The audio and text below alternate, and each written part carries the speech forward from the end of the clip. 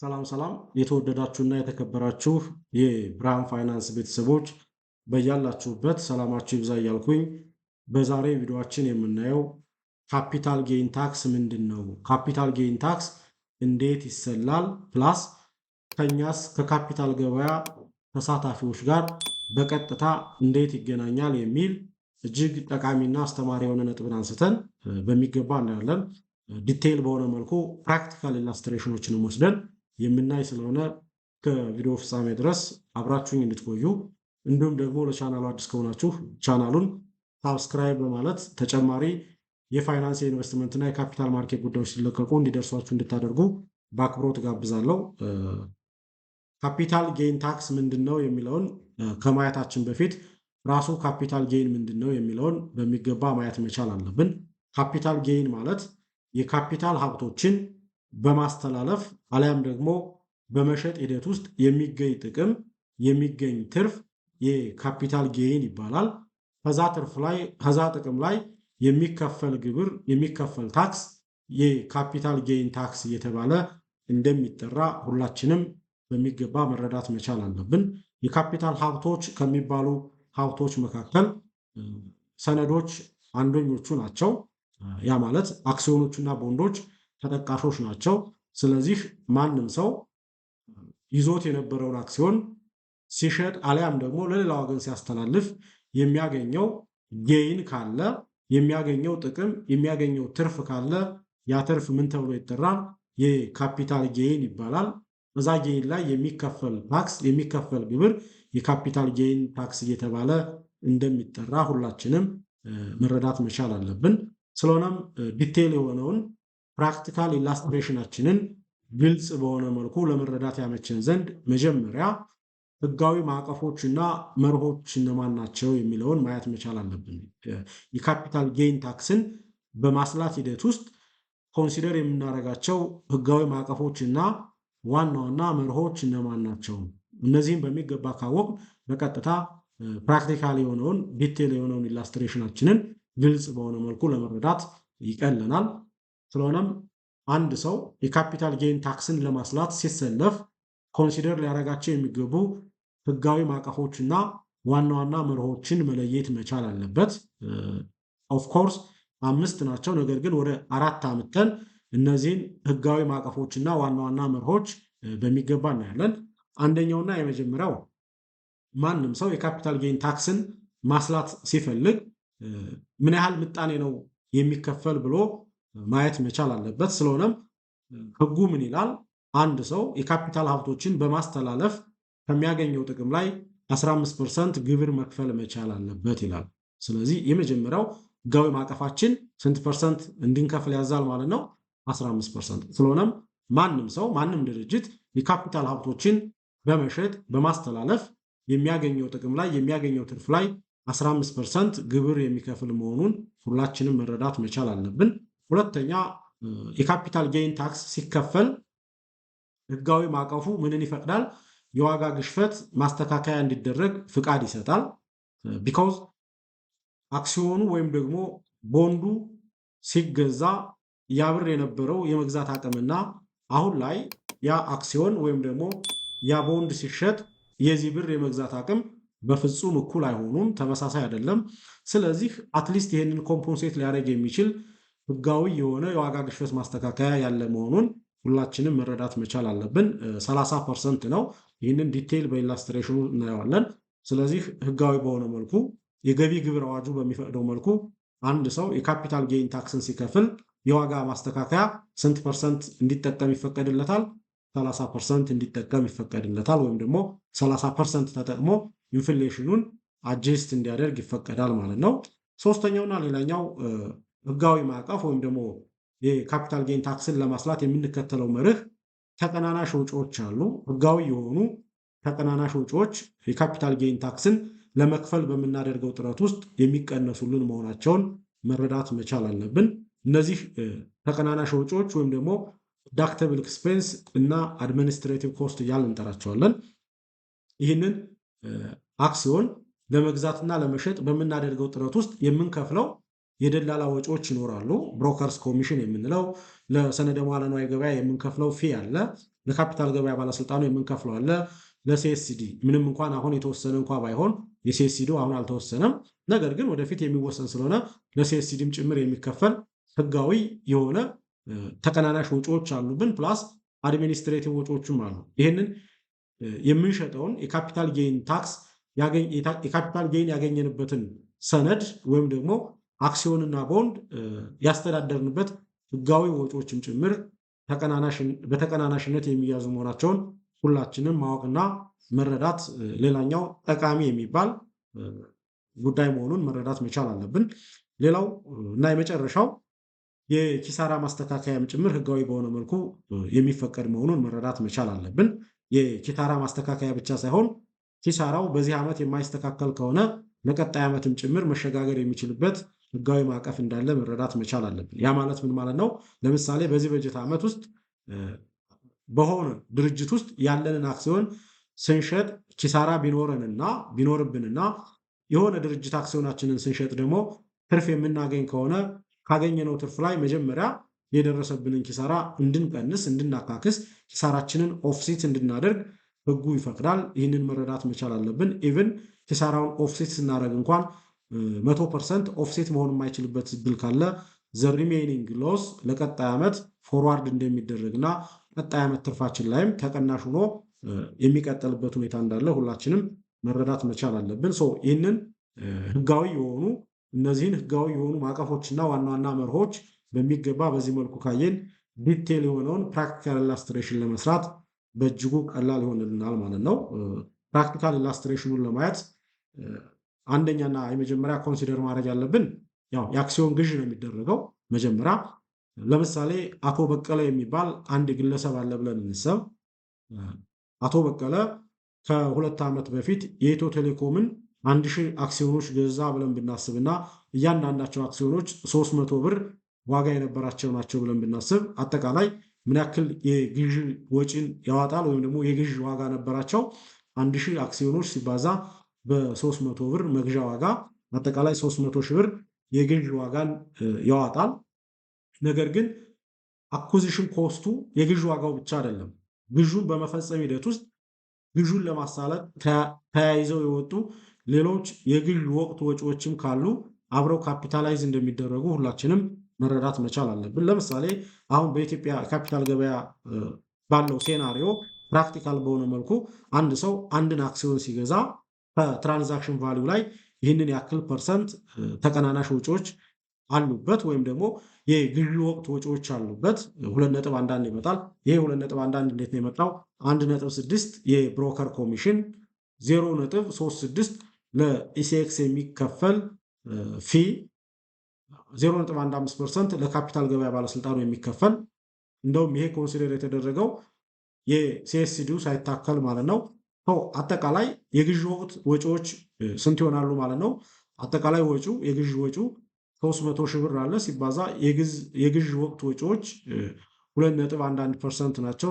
ይሄ ሲሰላ ወደ 6300 ይመጣል። ስለዚህ ጠቅላላ የጥሬ ገንዘብ ወጪ ምን ይሆናል ማለት ነው? እነዚህን 1000 አክሲዮኖች ለመግዛት አቶ በቀለ ምን ያክል ብር ነው ያወጣው ማለት ነው? በጥቅሉ 300 ሺህ መግዣ ወጪው ሲደመር 6330 ለብሮከር ኮሚሽን፣ ለሴክስ ክፍያ፣ ለካፒታል ገበያ ባለስልጣን አድርጎ አጠቃላይ 306330 ብር ወጪን ያወጣል። ይሄ እንግዲህ ካፒታሉ ነው። የዚህን ያህል ብር አክሲዮኖች እንዳሉት ኮንሲደር ማድረግ መቻል አለብን። ቢኮዝ ይሄ የሚሆነው ኦንሊ አኩዚሽን ኮስቱ ብቻ ሳይሆን አኩዚሽን ኮስቱ ፕላስ ኤኒ ኮስትስ which is incurred related with acquisition ያንን ሀብት ከመግዛት ጋር በተገናኘ ዳይሬክትሊ ሪሌትድ የሆነ ተያያዥ ወጪዎች ሁሉ አብረው ካፒታላይዝ የሚደረጉ መሆናቸውን መረዳት መቻል አለብን። ስለዚህ አቶ በቀለ 1000 አክሲዮኖችን ለመግዛት 300 ሺህ ብር ብቻ ሳይሆን ያወጣው 306330 ብር እንደሆነ ሁላችንም መረዳት መቻል አለብን። ይሄ አንደኛው ነው። ሁለተኛው የዋጋ ግሽበት ማስተካከያ መስራት መቻል አለብን። የካፒታል ጌይን ታክሳችንን ለማስላት ሁለተኛ የምናሰራው ምንድነው? የዋጋ ግሽበት ማስተካከያ ነው። የተስተካከለ የግዥ ዋጋን ማስላት መቻል አለብን። ቤዝ ኮስታችን እዚህ በኋላ የዋጋ ግሽበትን ለማስላት ቤዝ ኮስታችን ስንት ነው? 306330 ብር ነው። ህጋዊ ማዕቀፉ ደግሞ ወይም ደግሞ የገቢ ግብር አዋጁ ደግሞ አንድ ሰው የካፒታል ጌይን ታክስን ለመክፈል 30% የዋጋ ግሽፈት ማስተካከያን እንዲጠቀም ይፈቅዳል። ስለዚህ የዋጋ ግሽፈት ማስተካከያ የሚደረግበት ቤዝ ኮስታችን ስንት ነው ማለት ነው? 306330 ብር ይሆናል ማለት ነው። 306330 ብር ሲባዛ በዋጋ ግሽፈት ማስተካከያ ሬቱ ስናባዛው በ1.3 ስናደርገው አጠቃላይ 398229 ብር ይመጣል ማለት ነው።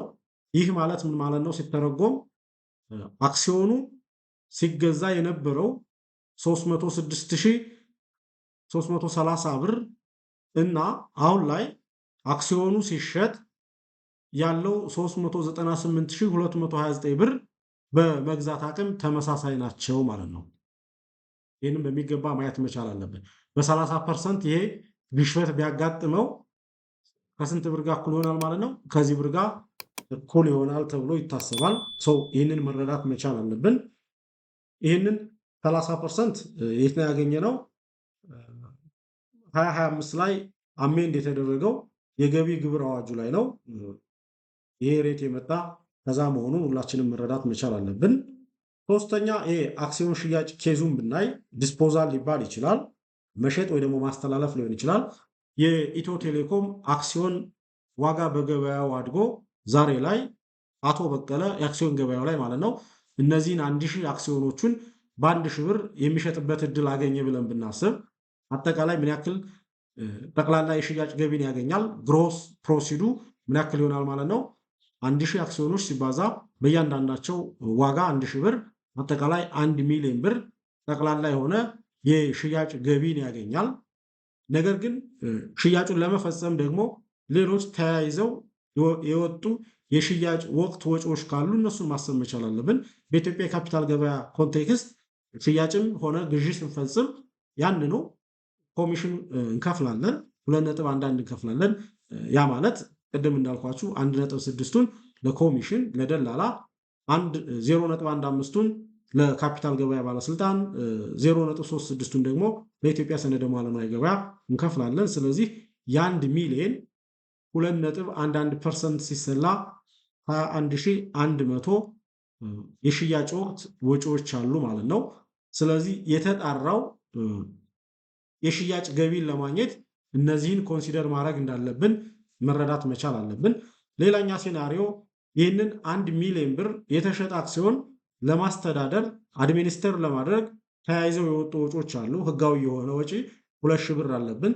ለምሳሌ ዓመታዊ የአባልነት ክፍያ ልትሉ ትችላላችሁ፣ ወይ ደግሞ ዓመታዊ የሚከፈል ክፍያ አለ ብላችሁ ብታስቡትና ለምሳሌ ያ ዓመታዊ ክፍያ 2000 ብር ቢሆን ብለን ብናስብ፣ ስለዚህ አቶ በቀለ ምንም እንኳን የ1000 አክሲዮኖችን በ1000 ብር የ1 ሚሊዮን ብር ግሮስ ፕሮሲድ ቢኖረው ጠቅላላ ሽያጭ ገቢ ቢኖረው የተጣራ የሽያጭ ገቢው ግን የሚሆነው ስንት ነው ማለት ነው?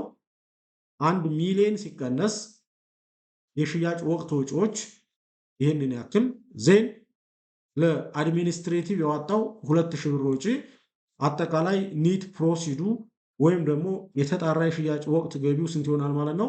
976900 ብር ይመጣል ማለት ነው። ይሄ እንግዲህ የተጣራ የሽያጭ ወቅት ገቢው ነው፣ ተርፍ ማለት አይደለም።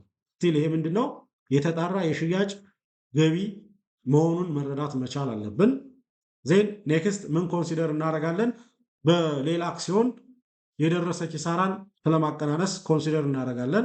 ሎስን ኦፍሴት ስለማድረግ ለምሳሌ አቶ በቀለ በዚሁ በጀት ዓመት ይህንን የ1 ሚሊዮን ብር አክሲዮን በሸጠበት በጀት ዓመት ማለት ነው በአንድ የግል ባንክ ውስጥ ያለውን አክሲዮን ሲሸጥ ለምሳሌ ኪሳራ ደረሰበት ብለን ብናስብና ይሄ ኪሳራ ደግሞ 50 ሺህ ብር ነው ብለን ብናስብ አጠቃላይ ካገኘው ገቢ ላይ ይሄ ኪሳራ ኮንሲደር የሚደረግ መሆኑን ኦፍሴት የሚደረግ መሆኑን መረዳት መቻል አለብን። ይሄ ሌላኛው ሴናሪዮ ነው። ሌላኛው እና የመጨረሻው የካፒታል ጌን ታክስን እንዴት እናሰላለን? ዋናውና ዘ ሞስት ኢምፖርታንት ፓርቱ ይሄ ነው። የመጨረሻው የካፒታል ጌይን ታክስን ለማስላት መጀመሪያ መፈለግ ያለብን ግብር የሚጣልበትን ግብር የሚከፈልበትን ገቢ ማስላት መቻል አለብን። ግብር የሚከፈልበት ገቢ የሚሰላበት ፎርሙላ እንደምታዩት ይሄ ነው። ግብር የሚጣልበት ወይም ደግሞ የሚከፈልበት የትርፍ መጠን እኩል ይሆናል ኤ ማይነስ ብራኬት ከፍታችሁ ቢ ፕላስ ሲ። ይህንን የት ነው ያገኘነው? ቀደም እንዳልኳችሁ የገቢ ግብር አዋጁ ላይ የተቀመጠ ፎርሙላ ነው። ይህንን ሁላችንም ኮንሲደር ማድረግ መቻል አለብን። ስለዚህ ግብር የሚጣልበት የትርፍ መጠን የሚሰላው አጠቃላይ ከሽያጭ የተገኘው ገቢ አጠቃላይ ከሽያጭ የተገኘው ገቢ ሲቀነስ አኩዚሽን ኮስቱ ፕላስ ኢንፍሌሽን አጀስትመንቱ መሆኑን ሁላችንም መረዳት መቻል አለብን። እሱን ለማስላት በአሁኑ ሴናሪዮ ግብር የሚጣልበት የትርፍ መጠን 528671 ይመጣል። እሱ እንዴት ነው የሚመጣው? ግብር የሚጣልበት የትርፍ መጠን ማለት እንዳልኳችሁ አጠቃላይ ከሽያጭ የተገኘው ገቢ ማድረግ ትችላላችሁ። ያ ማለት ይህንን ከፈለጋችሁ 1 ሚሊዮን ማድረግ ትችላላችሁ። ከፈለጋችሁ ደግሞ ኔት ፕሮሲዱን ብቻ አመጣችሁ መውሰድም ትችላላችሁ። እሱ አንድ አይነት ስለሆነ ኔት ፕሮሲዱን ብንወስድ ወይም ደግሞ የተጣራ የሽያጭ ገቢውን ብንወስድ የተጣራ የሽያጭ ገቢው ሲቀነስ አጠቃላይ ግዥን ለመፈጸም የተደረገ ወጪ አለ። ግዥን ለመፈጸም የተደረገው ወጪ ላይ 30% ኢንፍሌሽን አጀስትመንት ሲሰራ ስንት ነው አግኝተን የነበረው? 398229 ይመጣል። ሲደመር አሁን ላይ በበጀት ዓመቱ በሌላ አክሲዮን ሽያጭ ያጋጠመው ኪሳራ ኮንሲደር ይደረግለታል። ይሄ ስንት ነው? 50 ሺህ ብር ይመጣል ማለት ነው።